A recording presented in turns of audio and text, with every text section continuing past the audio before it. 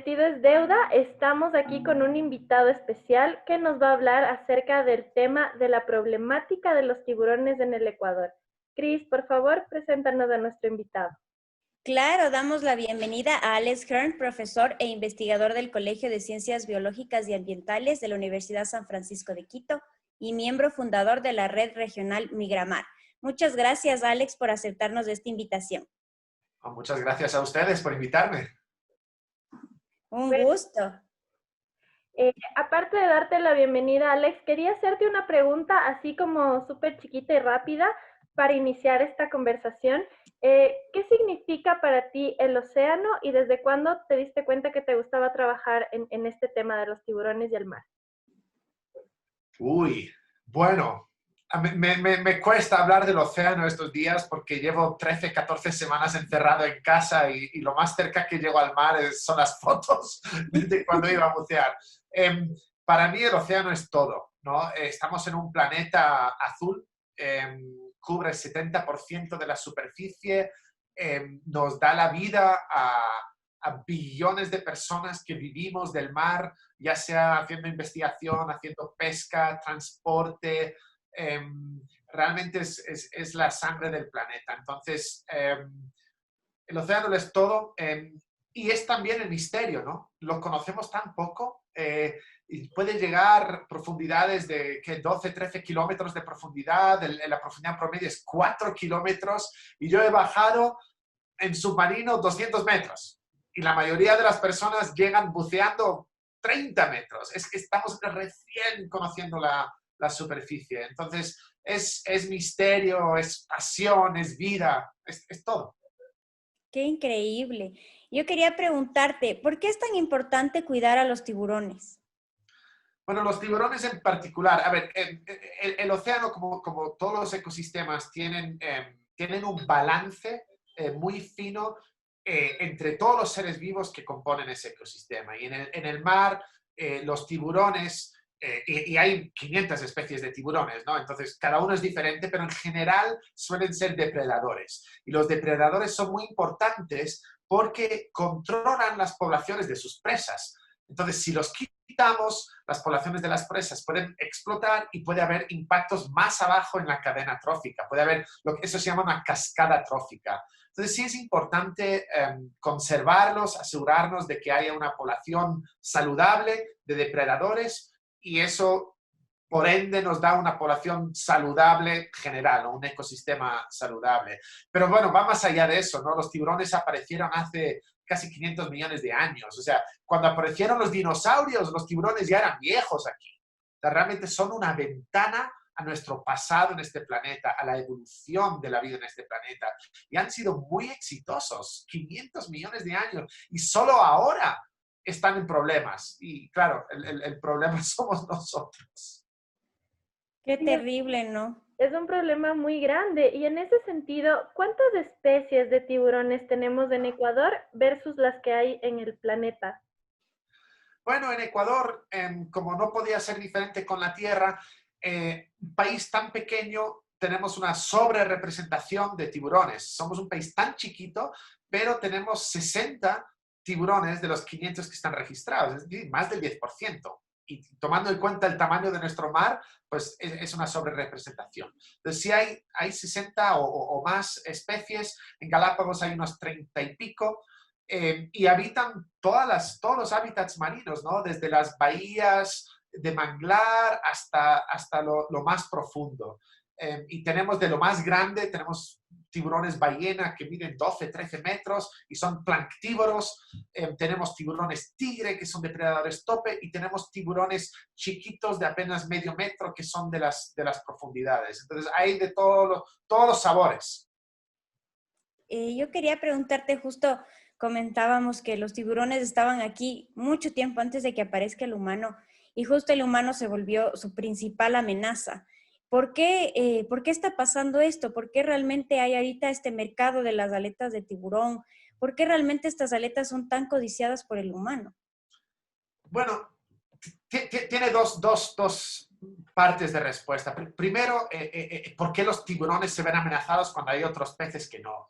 Y Y el tema es que los tiburones son peces cartilaginosos que divergieron de los peces óseos hace mucho, mucho tiempo. Entonces, llamarlos todos peces es como juntar a los anfibios, los mamíferos y los reptiles. O sea, de hecho, son más diferentes entre sí que los anfibios y los mamíferos. Y bueno, no es solo el tema de su esqueleto cartilaginoso, son diferentes porque su estrategia de vida está diseñada para ser exitosos en sistemas estables. Es decir, viven largas vidas. El tiburón ballena puede llegar hasta 100 años, el tiburón martillo 30, 40 años. Y en esas largas vidas tienen muy pocas crías. El tiburón ballena es el que más crías tiene, que puede ser 300, pero el martillo puede tener de 15 a 30, el oceánico de 1 a 15. No son muchas crías. Sus embarazos, su estado de gestación dura mucho tiempo, más que un humano, ¿no? Hasta 12 meses o más. Y tienen una mortalidad natural muy baja. ¿Por qué? Pues porque viven muchos años. Eso les da una muy buena ventaja en sistemas estables. Lo que no les permite es recuperarse de un golpe fuerte. Y un golpe fuerte puede ser una perturbación, un golpe de asteroide o, en este caso de ahora, una cacería indiscriminada en muy poco tiempo, estamos hablando de 50 años, por parte de otra especie. Y en este caso no somos nosotros. Entonces, la otra parte de la pregunta es ¿por qué? ¿Por qué de repente nos fascinamos con el tiburón como producto, como caza? Y realmente esto viene del mercado asiático, donde hay un plato que es la sopa de aleta de tiburón, que es un plato de estatus social, ¿no? No tiene ningún valor nutritivo, no tiene sabor, pero es un plato que se sirve para mostrar que uno tiene dinero. Entonces, si yo voy a poner un banquete por la boda de mi hija o algo así, pues yo sirvo sopa de aleta de tiburón porque es una señal que yo mando de que yo tengo mucha plata. Yo viví un tiempo en San Francisco, en California. Ahora está prohibido, pero ahí en el barrio chino veíamos, creo que estaba como $200 la libra, la aleta de tiburón en las tiendas y, bueno, y en un restaurante mucho más. Entonces mueve un montón de dinero. Y lo que ha pasado en los últimos 20 años, el mercado principal es el mercado asiático y ellos han avanzado de manera económica a grandes pasos y como es una población muy grande, un pequeño incremento en la calidad de vida es millones de personas más que quieren sopa de aleta de tiburón. Entonces, esa demanda viene más de allá, ¿no? Entonces, ahora se cree que hay entre 70 y 100 millones de tiburones al año mueren y muchos de ellos es por este tema de la aleta. Pero no es el único tema, ¿no? Sí se consume también la carne de tiburón. Pero bueno, no cabe duda que el consumo de aletas sí es un poco el motor detrás de esta sobreexplotación. Y con respecto a eso, en Ecuador, por ejemplo, se están tomando algunas medidas porque obviamente estuvimos hablando la semana pasada acerca de la incautación de las 26 toneladas de aletas de tiburón. Entonces, quisiéramos saber si es que tú tienes información acerca de qué es lo que el Estado puede hacer para la protección de estos animales, ya que se pescaron en aguas ecuatorianas, ¿no? Sí, yo dije hace unos días que en Ecuador tenemos un poco de una casi esquizofrenia social con el tema de tiburones, ¿no? Porque por un lado, Ecuador ha sido un líder para la protección de tiburones. No olvidemos que la Reserva Marina de Galápagos, cuando se creó, era la segunda reserva más grande del mundo. Ahora ya no, ahora como es la 30 y pico, pero en su momento, en el 98, era la segunda más grande del mundo. Y en gran parte era para proteger a estas especies migratorias amenazadas como los tiburones. También durante muchos años se prohibió totalmente la exportación de aletas. Luego eso cambió y ahora, bueno, hay ciertas medidas y sí contamos con un plan de acción nacional para tiburones que está implementado y ya va por la tercera actualización, creo. Entonces, por ese lado, Ecuador está trabajando de manera fuerte para la conservación de los tiburones. Ecuador también ha apoyado el ingreso de tiburones en tratados internacionales de comercio. Entonces, ese es el lado bueno. Por el lado no tan bueno, sí hay un vacío donde los tiburones son reconocidos como vida silvestre, pero y no se reconoce que hay una pesca dirigida. Pero en cambio, si es que lo pescaste sin querer o sin querer queriendo, lo puedes desembarcar. Y ese es el problema. Ese es el problema, porque con ese pequeño hueco en la legislación estamos desembarcando más de 200.000 tiburones al año. Y eso no es pesca incidental, pero no hay una buena definición de pesca incidental.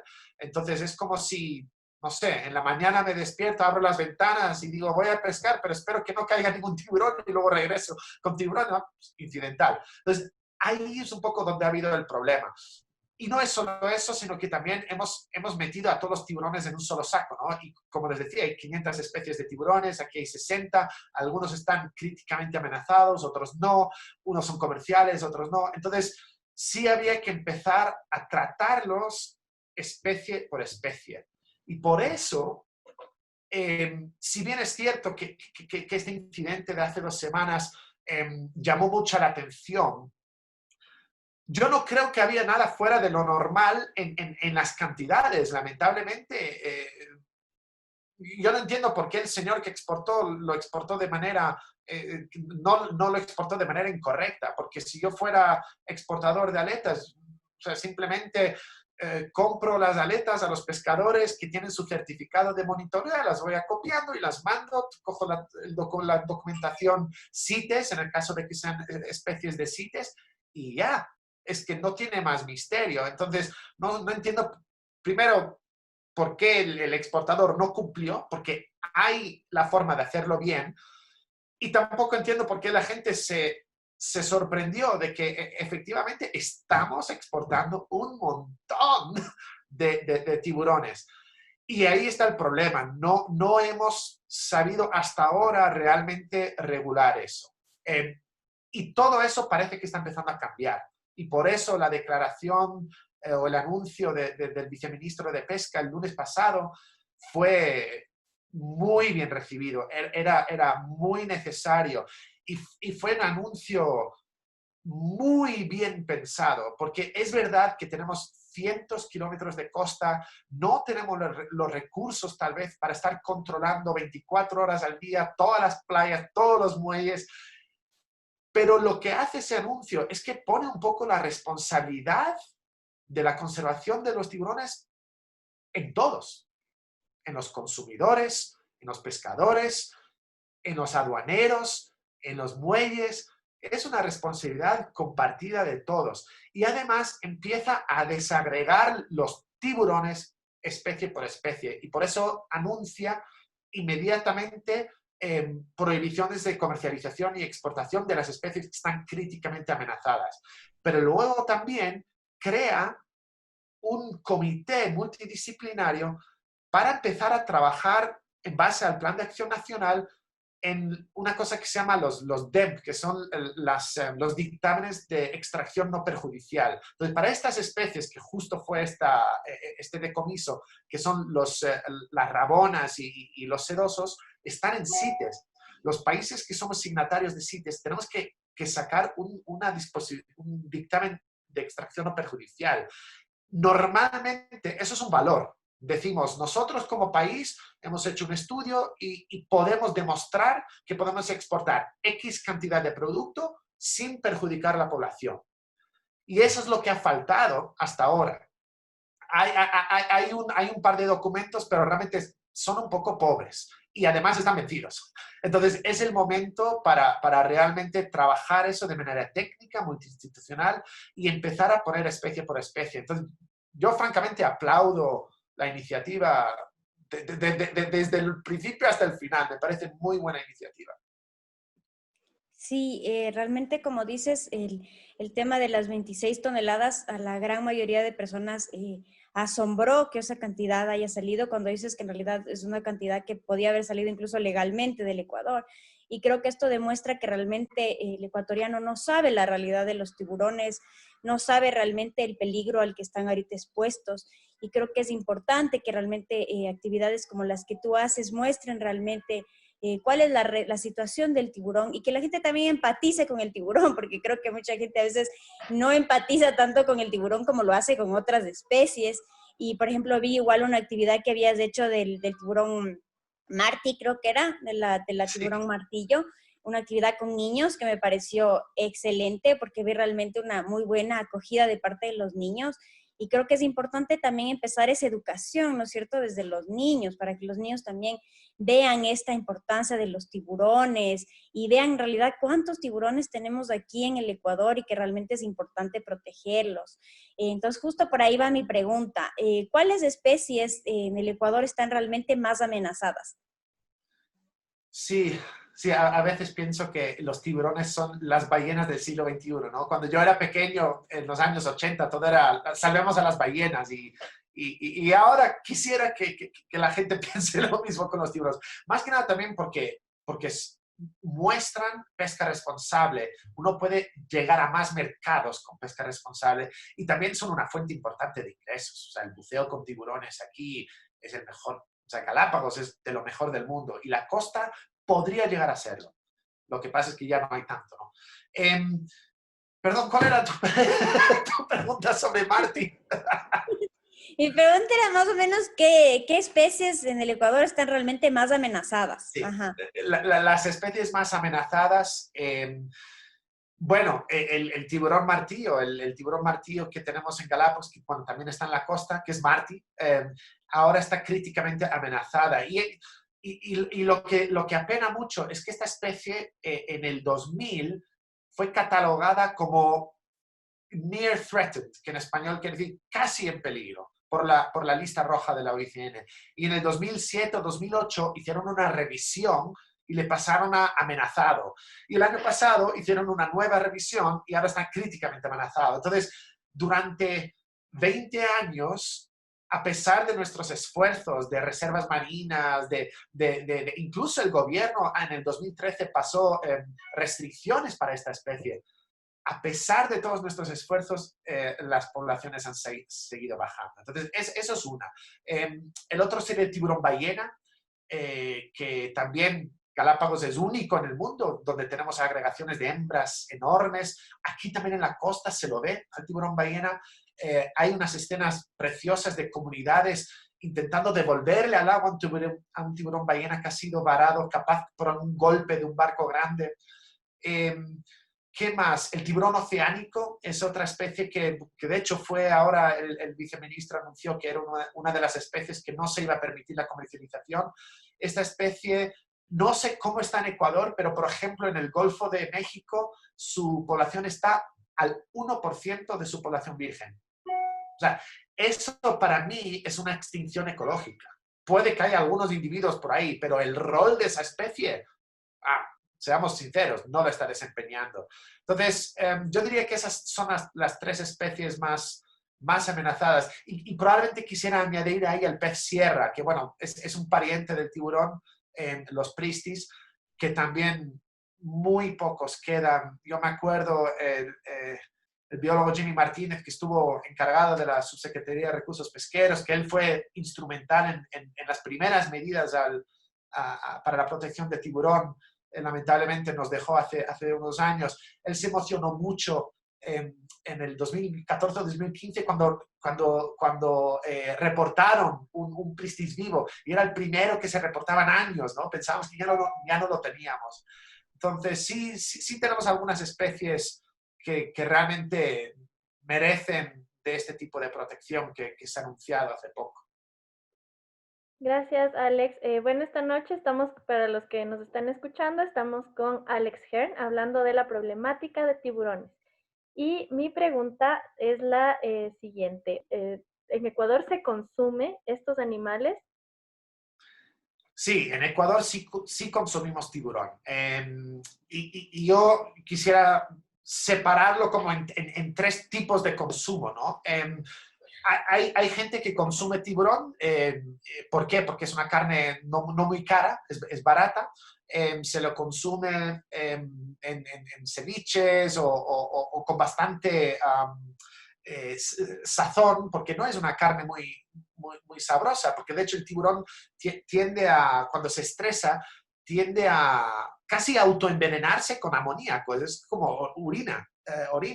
Entonces, como que le da un sabor un poquito feo, ¿no? Entonces, claro, poniéndolo en ceviche o una buena sazón o algo así, se disimula un poco eso. Entonces, sí se consume también en la sierra, tiburón aguado, la rabona, sí se consume.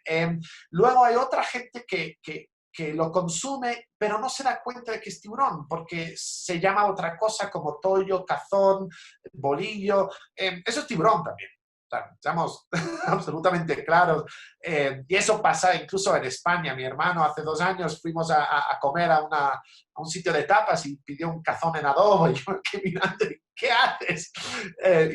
¿Qué pasa? Digo, eso es tiburón. Es cazón. No, cazón y tiburón es lo mismo. Entonces sí, y pasa en muchos países, le ponemos otros nombres a los peces. Y luego hay un tercer tipo de consumo que sí es mucho más problemático porque es fraude.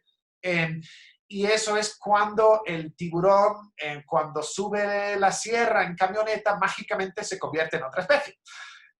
Y ahí sí se vende en mercados como corvina o atún blanco o cosas. Eso es tiburón. Y eso sí es fraude porque ahí están vendiendo un producto que no es. Y la corvina, no sé, ¿cuánto cuesta la corvina ahora? $12 la libra, algo así, no estoy seguro. Pero el tiburón no cuesta tanto, entonces se están beneficiando, engañando al consumidor. Entonces yo creo que hay que hacer un poco tres campañas, subcampañas ahí. Uno es que se etiquete bien las cosas y eso tiene que tener consecuencias legales.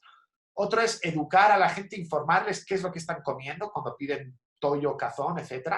Y otro es también informar sobre si realmente es buena idea consumir tiburón. Porque primero hay esta cuestión de sostenibilidad, pero segundo también hay una cuestión de salud. Porque los tiburones, al ser depredadores tope, acumulan toxinas.